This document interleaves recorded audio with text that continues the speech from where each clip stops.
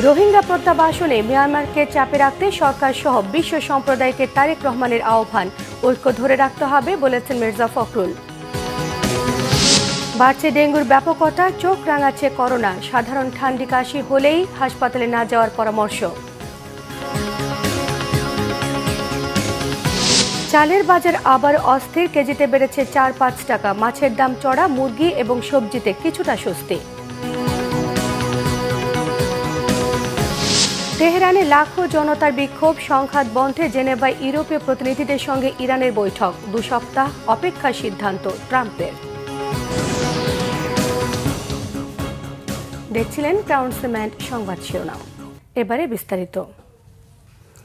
বিশ্ব শরণার্থী দিবস উপলক্ষে বিশ্বের সকল শরণার্থীদের নিজ দেশে প্রত্যাবর্তন সহ তাদের প্রতি পূর্ণ সংহতি জানিয়েছেন বিএনপির ভারপ্রাপ্ত চেয়ারম্যান তারেক রহমান। রোহিঙ্গাদের যথাযোগ্য মর্যাদায় নিজ দেশে প্রত্যাবাসনে মিয়ানমারের ওপর চাপ অব্যাহত রাখতে বাংলাদেশ সরকার, আন্তর্জাতিক সম্প্রদায় এবং বিভিন্ন দাতা সংস্থার প্রতি সহযোগিতার আহ্বান জানিয়েছেন তিনি। বাণীতে তারেক রহমান বলেন, বিশ্ব শরণার্থী দিবস প্রতি বছর 20 জুন জাতিসংঘ কর্তৃক আয়োজিত একটি আন্তর্জাতিক দিবস। এটি বিশ্বজুড়ে শরণার্থীদের উদযাপন, সম্মান, অমানবিক অবস্থানের প্রতি আন্তর্জাতিক নেতৃবৃন্দের সচেতনতা সৃষ্টির জন্য পালন করা হয়। বাংলাদেশ জাতীয়তাবাদী দল এই দিবসটির প্রতি পূর্ণ সংহতি জ্ঞাপন এবং বিশ্বব্যাপী নিজ দেশে জোরপূর্বক বাস্তুচ্যুত মানুষদের মর্যাদা এবং স্বদেশ প্রত্যাবর্তন নিশ্চিত করার আন্তর্জাতিক উদ্যোগের প্রতি সক্রিয় সমর্থন অব্যাহত রাখার দৃঢ় প্রত্যয় ঘোষণা করছে। তিনি বলেন, কক্সবাজারে উখিয়া, টেকনাফ সহ কয়েকটি স্থানে স্থাপিত হয়েছে পৃথিবীর সর্ববৃহৎ শরণার্থী শিবির, যেখানে 14 লক্ষাধিক রোহিঙ্গা জনগোষ্ঠী। রোহিঙ্গা সমস্যার সবচেয়ে বড় ভুক্তভোগী হচ্ছে বাংলাদেশ। এই সমস্যাকে এখন সবচেয়ে বড় মানবিক বিপর্যয় হিসেবে বিবেচনা করা হচ্ছে। বাংলাদেশের জনগণ তাদের সাধ্যমতো প্রচেষ্টা নিয়ে রোহিঙ্গা শরণার্থীদের পাশে দাঁড়িয়েছে। এটি মানবতার একটি উজ্জ্বল দৃষ্টান্ত। তবে এখন তাদের নিজ দেশে ফিরিয়ে দিতে অন্তর্বর্তীকালীন সরকারকে গতিশীল কূটনৈতিক যোগাযোগের মাধ্যমে নিরাপদ প্রত্যাবাসনের অনুকূল পরিবেশ সৃষ্টিতে মানবিক কর্মকাণ্ড জোরদার করতে মিয়ানমারের ওপর চাপ অব্যাহত রাখতে হবে। বিএনপি মহাসচিব মির্জা ফখরুল ইসলাম আলমগীর বলেছেন, গত 15 বছরে প্রতিটি প্রতিষ্ঠানকে ধ্বংস করে দেওয়া হয়েছে। ছাত্র জনতার গণ অভ্যুত্থানের মধ্য দিয়ে নতুন করে সুযোগ সৃষ্টি হয়েছে সেগুলো ঠিক করার। এদিকে দলের স্থায়ী কমিটির সদস্য আমির খসরু মাহমুদ চৌধুরী বলেছেন, দেশে ফেরার প্রস্তুতি নিচ্ছেন তারেক রহমান। রিপোর্ট করছেন আহমেদ সরওয়ার। ঠাকুরগাঁয়ের শহীদ মোহাম্মদ আলী স্টেডিয়ামে মির্জা রুহুল আমিন স্মৃতি টি-20 ক্রিকেট টুর্নামেন্টের ফাইনাল খেলা ও সমাপনী অনুষ্ঠানের আয়োজন করা হয়। টুর্নামেন্টে অংশগ্রহণ করে 16টি দল। ফাইনালে দিনাজপুর ডমিনেটর্সকে 6 উইকেটে হারিয়ে চ্যাম্পিয়ন হয় পাবনা ক্রিকেটার্স। সমাপনী অনুষ্ঠানে বিএনপি মহাসচিব বলেন, তিনি বক্তৃতার মঞ্চে অনেক আগেই চলে গেছেন, তার জগৎটা এখন রাজনীতিতে। মহাসচিব বলেন, খেলার মধ্যে রাজনীতি আনার পক্ষে তিনি কখনোই ছিলেন না। খেলাধুলা ও ক্রীড়াঙ্গন রাজনীতিমুক্ত থাকা উচিত। আজকে আমাদের একটা নতুন করে একটা সুযোগ সৃষ্টি হয়েছে ছাত্র জনতার অভ্যুত্থানের মধ্য দিয়ে। অনেক প্রাণ গেছে, অনেকে আমাদের ছাত্ররা তারা জীবন দিয়েছে, তাদের আত্মার প্রতি আমি গভীর শ্রদ্ধা জানাচ্ছি। যারা আহত হয়েছে তাদের প্রতি সহানুভূতি জানাচ্ছি। এবং এই যে আমাদেরকে একটা নতুন সুযোগ সৃষ্টি করে দেওয়া হয়েছে একটা গণতান্ত্রিক একটা পরিবেশ সৃষ্টি করবার জন্য, গণতান্ত্রিক রাষ্ট্র গঠন করবার জন্য এবং সবাই ঐক্যবদ্ধভাবে বাংলাদেশকে নতুন করে গড়ে তুলবার জন্য যে পরিবেশটি নতুন করে সৃষ্টি করা হয়েছে, সেই জন্য নিশ্চয়ই নিঃসন্দেহে আমরা তাদেরকে ধন্যবাদ এবং কৃতজ্ঞতা জানাবো। এদিকে গণফোরাম সভাপতি বীর মুক্তিযোদ্ধা মোস্তফা মহসিন মন্টুর কুলখানি হয়েছে রাজধানীর কাঁটাবনের মনোয়ার মসজিদে। এতে বিএনপি এবং সমমনা দলগুলো সহ বিভিন্ন রাজনৈতিক দলের নেতারা অংশ নেন। নেতারা মোস্তফা মহসিন মন্টুর মুক্তিযুদ্ধ এবং ফ্যাসিস্ট বিরোধী আন্দোলনের ভূমিকার কথা স্মরণ করেন। ফ্যাসিস্টের পতন দেখে যেতে পারায় তার আত্মা কিছুটা হলেও শান্তি পাবে দাবি করে নেতারা বলেন, নতুন বাংলাদেশ গড়ার মধ্য দিয়ে মোস্তফা মহসিন মন্টুর প্রতি যথাযথ শ্রদ্ধা জানানো হবে। সুনির্দিষ্ট তারিখ তারেক রহমান সাহেব বলবেন না, আমি কি করে বলবো। তবে উনি দ্রুত দেশে আসবেন এবং ওনার প্রস্তুতি চলছে দেশে আসার। দেশের মানুষ, বিএনপি, জনগণ সবাই ওনার অপেক্ষায় আছেন, ওনার প্রতীক্ষায় আছেন। উনি সেটা ভালোভাবে বুঝেন, উনি প্রস্তুতি নিচ্ছেন। যে কোনো সময় উনি একটি দিনক্ষণ সিদ্ধান্ত নিয়ে দেশে চলে আসবেন। অন্তর্বর্তী সরকার 10 মাস পদে পদে জনগণকে হতাশ করেছে বলে মন্তব্য করেছেন বিএনপি চেয়ারপারসনের উপদেষ্টা অ্যাডভোকেট সৈয়দ মোয়াজ্জেম হোসেন আলাল। জাতীয় প্রেস ক্লাবে এক সমাবেশে আলাল বলেন, বিএনপি জনগণের জন্যই নির্বাচনের কথা বলে। কেউ কেউ নির্বাচনের কথা বললে গোস্বা হয় উল্লেখ করে তিনি বলেন, ভোটের অধিকার প্রতিষ্ঠার জন্যই নির্বাচন প্রয়োজন। 10 মাসও প্রায় শেষ হওয়ার পথে আপনারা তেমন কিছু জনগণকে দেখাতে পারেননি, হতাশ করেছেন মানুষকে পদে পদে। আমরা জনগণের পাশে আছি বলেই নির্বাচনের কথা বলি। নির্বাচনের কথা বললে আপনারা গোস্বা করেন, এই গোস্বা করাটা তো ঠিক না। যেখানে খুশি সেখানে সেই ফ্যাসিবাদের দোসরদের পুনর্বাচন করার চেষ্টা করছেন। সুতরাং সাবধান হয়ে যান, আমাদেরকে যেন সেই শ্বেতপত্র প্রকাশ করতে না হয়, আমাদেরকে যেন সেই তালিকা দিতে না হয়। আহমেদ সরওয়ার, বাংলা ভিশন, ঢাকা। বিএনপির সিনিয়র যুগ্ম মহাসচিব অ্যাডভোকেট রুহুল কবির রিজভী বলেছেন, ফ্যাসিবাদী পলাতক দল আওয়ামী লীগকে পুনর্বাসনে নানা ষড়যন্ত্র হচ্ছে ভারতে। দুপুরে পাবনার চাটমোহরে বিএনপির প্রবীণ নেতা আবু তাহের ঠাকুরের হাতে ভারপ্রাপ্ত চেয়ারম্যান তারেক রহমানের পক্ষ থেকে আর্থিক অনুদান তুলে দেওয়ার পর সাংবাদিকদের এসব কথা বলেন ষড়যন্ত্র এখনও শেষ হয়নি। 16 বছর তৃণমূল থেকে জাতীয় পর্যায়ে অনেকে গুম করা হয়েছে। যৌক্তিক সময়ে বিএনপির অবাধ এবং সুষ্ঠু নির্বাচন দাবি গণদাবির প্রতিফলন বলে মন্তব্য করেছেন রুহুল কবির রিজভী আহমেদ। বাংলাদেশের যে রাজনৈতিক দলটি 16 বছর মানুষের উপর নিপীড়ন করেছে, জনগণের টাকা লুট করে সে টাকা পাচার করেছে, তাদেরকে পুনর্বাসনের জন্য আজকে ভারতীয় নীতি নির্ধারকরা তারা নানা প্রচেষ্টা চালাচ্ছে। আমাদের ভারপ্রাপ্ত চেয়ারম্যান সাহেবের সাথে ইউনূস সাহেবের আমরা প্রত্যাশা করছি তাদের মধ্যে আলাপ আলোচনা হওয়ার পরে নিশ্চয়ই একটা যৌক্তিক সময়ের মধ্যেই আমাদের অন্তর্বর্তীকালীন সরকার তারা নির্বাচন কমিশনকে জানাবে যে কবে ভোটটা হবে। তা আমাদের বিশ্বাস জনগণের দাবির প্রতিফলন হবে সরকারের সিদ্ধান্তের মধ্যে। জনপ্রশাসন সংস্কার কমিশনের সুপারিশ দ্রুত বাস্তবায়নের সিদ্ধান্ত নেওয়া হয়েছে। প্রধান উপদেষ্টার কার্যালয়ে অনুষ্ঠিত বৈঠকে সোমবার এ সিদ্ধান্ত হয়। যে সকল সংস্কার প্রস্তাব বাস্তবায়নের জন্য ঐক্যমত্য কমিশনের সিদ্ধান্তের দরকার নেই, প্রশাসনিক মন্ত্রণালয় নিজ উদ্যোগে বাস্তবায়ন করতে পারে, সেগুলো দ্রুত বাস্তবায়নের জন্য প্রধান উপদেষ্টা নির্দেশনা দিয়েছেন। এর প্রেক্ষিতে মন্ত্রিপরিষদ বিভাগ এরই মধ্যে একটি পরিপত্র বিভিন্ন মন্ত্রণালয় এবং বিভাগে পাঠিয়েছে। 5টি সংস্কার কমিশনের আশু বাস্তবায়নযোগ্য এমন 121টি প্রস্তাব চিহ্নিত করা হয়েছে। এর মধ্যে নির্বাচন ব্যবস্থা সংস্কার কমিশনের 9টি, বিচার বিভাগ সংস্কার কমিশনের 38টি, দুদক সংস্কার কমিশনের 43টি, পুলিশ সংস্কার কমিশনের 13টি এবং জনপ্রশাসন সংস্কার কমিশনের 18টি প্রস্তাব রয়েছে, যা মন্ত্রিপরিষদ বিভাগের মাধ্যমে বাস্তবায়নের উদ্যোগ নেওয়া হয়েছে। ডেঙ্গুর বিস্তার বাড়ছে ঢাকা সহ সারা দেশে। গেল 24 ঘন্টায় আক্রান্ত হয়েছেন আরও 151 জন। আক্রান্তের সংখ্যা সবচেয়ে বেশি বরিশাল বিভাগে। 16 থেকে 25 বছর বয়সী পুরুষ ডেঙ্গুতে আক্রান্ত হচ্ছে বেশি। 7,000-এরও বেশি মানুষ চলতি বছরের ডেঙ্গু আক্রান্ত হয়েছেন বলেও জানানো হয়েছে স্বাস্থ্য অধিদপ্তরের বিজ্ঞপ্তিতে। এদিকে ডেঙ্গুর পাশাপাশি চোখ রাঙাচ্ছে করোনার সংক্রমণও। বিস্তারিত জানাচ্ছেন মোবাশ্বের আহমেদ। এডিস মশাবাহিত ডেঙ্গুর প্রকোপ দিন দিন বাড়ছেই। গত বছরের তুলনায় এবার ডেঙ্গু আক্রান্ত রোগীর সংখ্যা বাড়ছে প্রায় দ্বিগুণ। গত দিনের তুলনায় শুক্রবার রাজধানীর মুগদা মেডিকেল কলেজ হাসপাতালে ডেঙ্গু রোগীর ভর্তি সংখ্যা বেড়েছে। রোগী বাড়তে থাকায় আলাদা ওয়ার্ডে ডেঙ্গুর চিকিৎসা দেওয়া হচ্ছে। ঢাকার পাশাপাশি দেশের বিভিন্ন অঞ্চল থেকেও এই হাসপাতালে অনেক রোগী ভর্তি হয়েছেন। রাজধানীর বাইরে ডেঙ্গুর উন্নত সেবা না পাওয়ায় ঢাকার হাসপাতালগুলোতে রোগী পাঠানো হচ্ছে বলে জানান আক্রান্তরা। বরগুনা হসপিটাল ভর্তি হয়েছিলাম, ওই জায়গায় 14 তারিখে ভর্তি হয়েছি, 2-3 দিন ছিলাম। তারপর বরিশাল আমার রেফার করছে, ওই জায়গায় 1 রাত ছিলাম। তারপরে রক্তের কমে যাওয়ার কারণে তারপর আবার এই কিছুক্ষণ আগে কালকে রাত্রে আমি বরিশাল এই জায়গায় আসছি ঢাকা। আমার রোগটা দেখা দিচ্ছে আজকে 6 দিন তলাম, এখানে ভর্তি হয়েছে আজকে 4 দিন। লোকাল মেডিকেল আমরা ট্রিটমেন্ট করছি, ওইখানে রক্তের প্লাটিয়াম অনেক কমে গেছে, কমে যাওয়ার পরে এখানে রেফার করছে। এদিকে স্বাস্থ্য অধিদপ্তরের তথ্য মতে দেশে করোনা ভাইরাসের প্রকোপও ধীরে ধীরে বাড়ছে।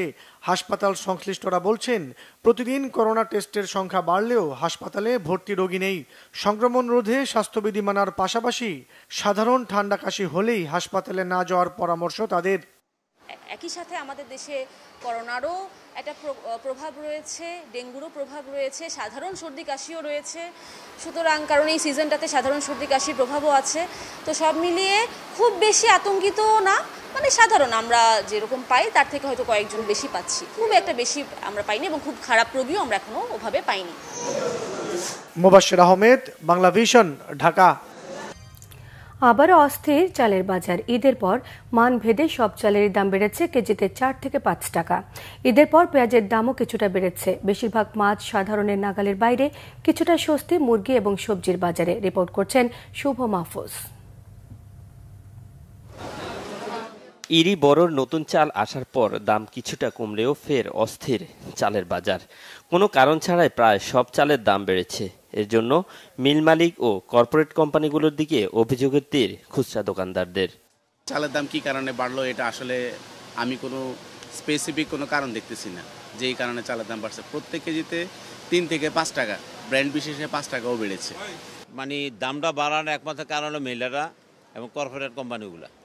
এই দুইটা সংস্থাতে পুরা মনে করেন সিজনে চাল ধানগুলো কিনা তারা তাদের আয়ত্তে নিয়ে গেছে, তারা গোডাউনজাত করে রাখছে, আগামী 1 বছরের চাল কিনে রাখছে, এখন বাজারটা তাদের নিয়ন্ত্রণে নিয়ে গেছে।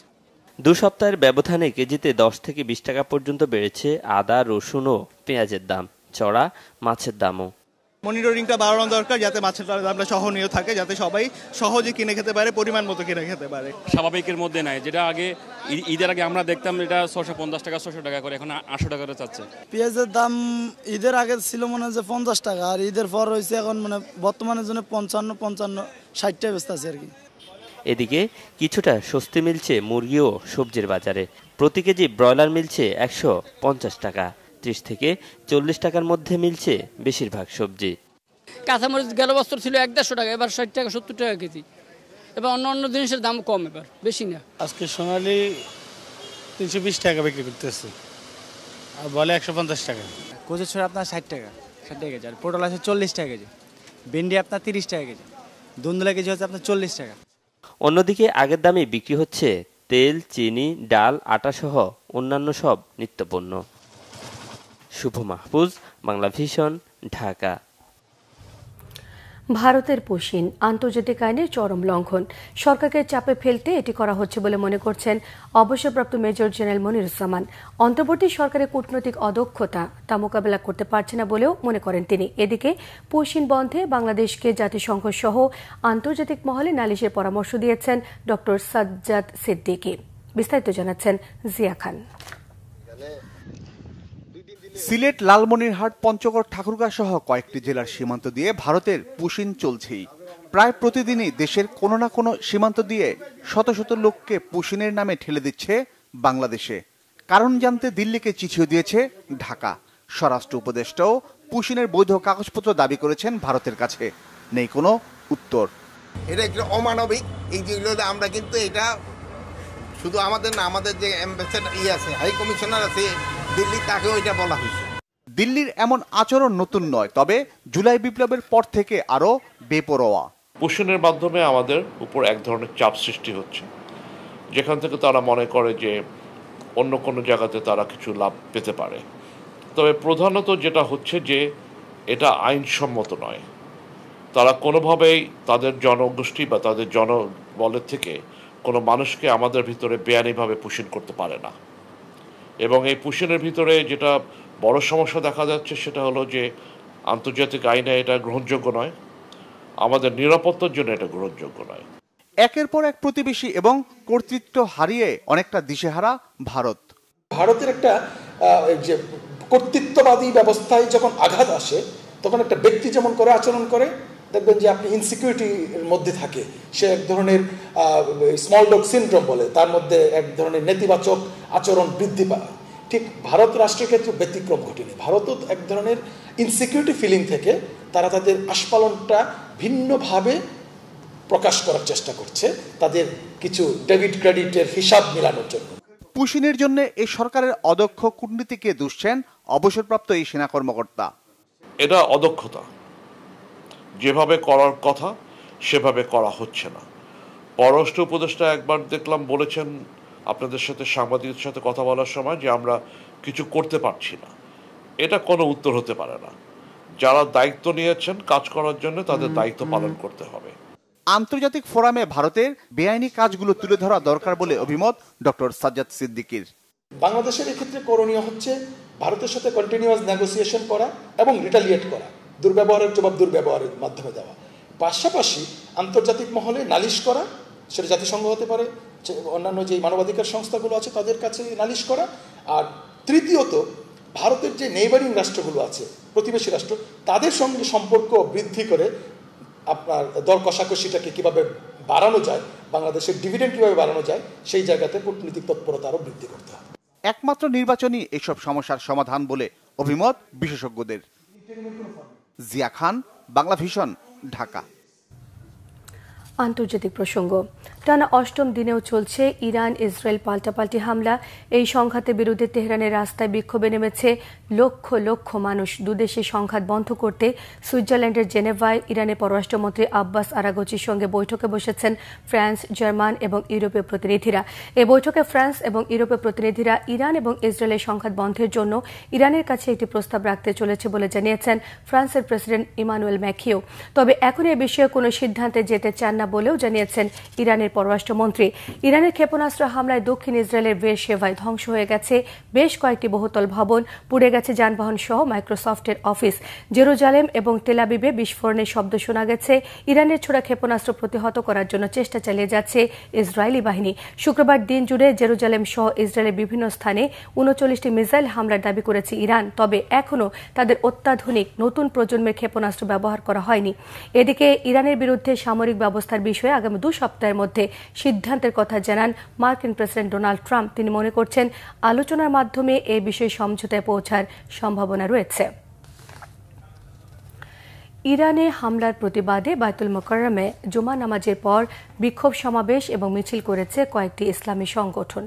বায়তুল মোকাররমের উত্তর গেটে জুমা নামাজ শেষে পৃথক পৃথক ব্যানারে তারা এই কর্মসূচি পালন করে। ইসরায়েল কর্তৃক ফিলিস্তিন এবং ইরানে বর্বর আগ্রাসন বন্ধের দাবিতে বিক্ষোভ কর্মসূচি পালন করা সংগঠনগুলো হচ্ছে জাতীয় বিপ্লবী পরিষদ, ইসলামী ঐক্য আন্দোলন, খেলাফত মজলিস এবং ইসলামী ঐক্য ও মুসলিম উম্মার পুনর্জাগরণ পরিষদ। একই সঙ্গে ইসরায়েল এবং পশ্চিমাদের বিরুদ্ধে মুসলিম বিশ্বকে ঐক্যবদ্ধ হবার আহ্বান জানিয়েছেন তারা।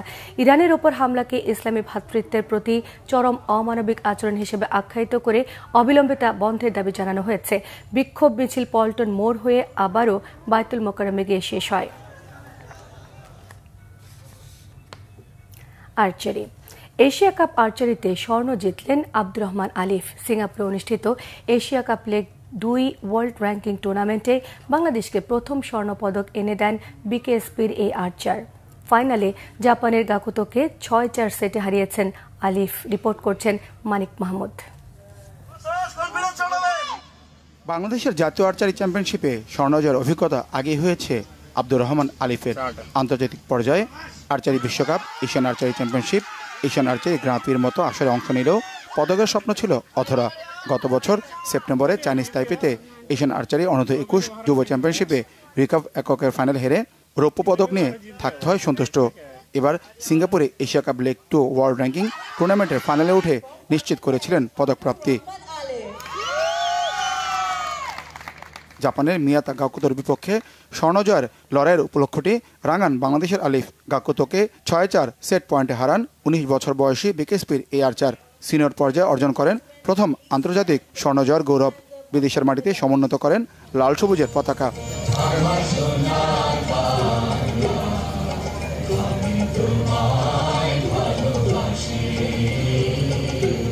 এশিয়া কাপে শ্রেষ্ঠত্বের অনুপ্রেরণায় প্রত্যাশা ডানা মেলতে শুরু করেছে পাবনা থেকে উঠে আসা আলিফের। 2028 লস অ্যাঞ্জেলস অলিম্পিক্সে পদক জয়ের স্বপ্ন তার। অনুভূতি তো অনেক ভালো লাগতেছে, কারণ এই ফার্স্ট টাইম আমি আমার জাতীয় সঙ্গীত বাজাইতে পারছি বাইরের দেশে এসে ইন্টারন্যাশনাল কম্পিটিশনে। আর এটা আমার ফার্স্ট ইন্টারন্যাশনাল গোল্ড মেডেল আমার দেশের সবার জন্য আর কি। আমার লক্ষ্য আর কি 28 অলিম্পিকে মেডেল নিয়ে আসা। আমি চাই বা আমার টিমমেটরা চাই আর কি বেশি বেশি গেম খেলা, কারণ বেশি বেশি গেম খেলে আমাদের ওয়ার্ল্ড র্যাঙ্কিংটা আপ হবে আর আমরা টিম সহ অলিম্পিকে কোয়ালিফাই করতে পারবো। তো আমার চাওয়া আর কি আমার ফেডারেশন বা ইয়ার কাছে আমার এটাই চাওয়া যে আমরা যেন সবগুলো গেমে পার্টিসিপেট করতে পারি। টুর্নামেন্টে 20টি দেশের 105 জন পুরুষ আর্চার অংশ নেন। এশিয়া কাপে ব্যক্তিগত ইভেন্টে স্বর্ণ জেতা দ্বিতীয় বাংলাদেশি আর্চার আলিফ। এর আগে 2019 সালে এশিয়া কাপ আর্চারি লেগ 3-এ স্বর্ণ জিতেছিলেন Roman Sana. Manik Mahmud, Bangla Vision, sports desk. খসড়া গঠনতন্ত্র অনুমোদন করেছে জাতীয় নাগরিক পার্টি এনসিপি। শুক্রবার দলটির কেন্দ্রীয় কার্যালয়ে আয়োজিত সাধারণ সভায় এই সিদ্ধান্ত গ্রহণ করা হয়। খসড়া গঠনতন্ত্র অনুযায়ী পার্টির সভাপতি এবং সাধারণ সম্পাদক কাউন্সিলের মাধ্যমে নির্বাচিত হবেন। নির্বাচিত কেন্দ্রীয় কমিটির মেয়াদ হবে 3 বছর। মেয়াদের সর্বশেষে 90 দিনের মধ্যে পরবর্তী কাউন্সিল আয়োজন করতে হবে।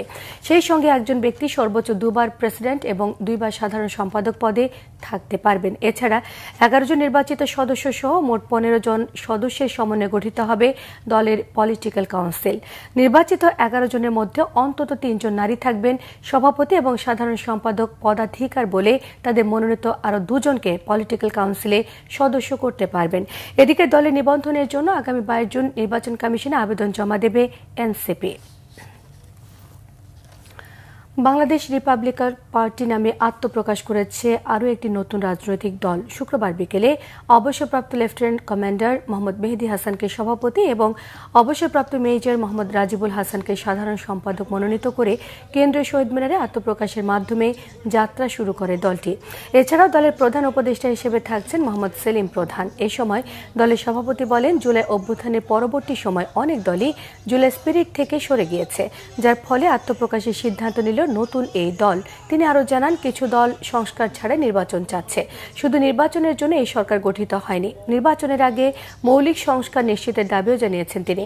সংস্কার ছাড়া নির্বাচন দিলে এই সরকার ব্যর্থতার পরিচয় দেবে বলে মন্তব্য করেছেন মোহাম্মদ মেহেদী হাসান। উজান থেকে নেমে আসা পাহাড়ি ঢলে ফেনীর মুহুরী নদীর বাঁধ ভেঙে প্লাবিত হয়েছে লোকালয়। বৃহস্পতিবার রাতে ফুলগাজীর মুহুরী নদীর উত্তর বড়ইয়া এলাকা জোর বাঁধ ভেঙে যায়। এতে তলিয়ে গেছে দক্ষিণ বড়ইয়া, বিজয়পুর, বসন্তপুর, ফতেপুর এবং বশিকপুর সহ আশপাশে বেশ কিছু এলাকা। স্থানীয়রা জানান, বাড়িঘরে পানি ঢুকে পড়ে বন্ধ হয়ে গেছে রান্না বান্না সহ দৈনন্দিন কার্যক্রম। নিরাপদ আশ্রয় খুঁজে নিয়েছেন অনেকেই। ফেনী পানি উন্নয়ন বোর্ডের নির্বাহী প্রকৌশলী আক্তার হোসেন মজুমদার জানান, মুহুরী নদীর পানি বিপদসীমার নিচ দিয়ে গেলেও বাঁধের বিভিন্ন জায়গা ঝুঁকিপূর্ণ অবস্থায়।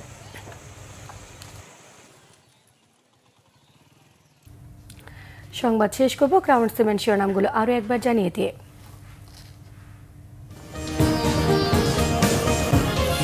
রোহিঙ্গা প্রত্যাবাসনে মিয়ানমারকে চাপে রাখতে সরকার সহ বিশ্ব সম্প্রদায়কে তারেক রহমানের আহ্বান, ঐক্য ধরে রাখতে হবে বলেছেন মির্জা ফখরুল। বাড়ছে ডেঙ্গুর ব্যাপকতা, চোখ রাঙাচ্ছে করোনা, সাধারণ ঠান্ডা কাশি হলেই হাসপাতালে না যাবার পরামর্শ।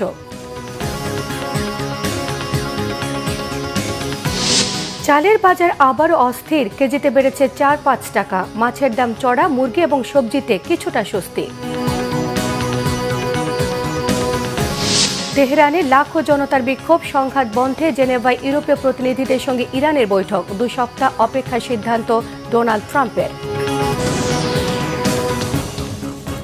এই ছিল এখনকার মতো। পরের সংবাদ রাত 10:30টায়। 9টায় রয়েছে নিউজ 20, দেখার আমন্ত্রণ রইল। এছাড়া বাংলা ভিশন সংবাদ এবং সংবাদ সংশ্লিষ্ট অনুষ্ঠান দেখতে ভিজিট করুন www.bbnews24.com, facebook.com/banglavisionnews, সাবস্ক্রাইব করুন youtube.com/banglavisionnews। সঙ্গে থাকায় সবাইকে ধন্যবাদ।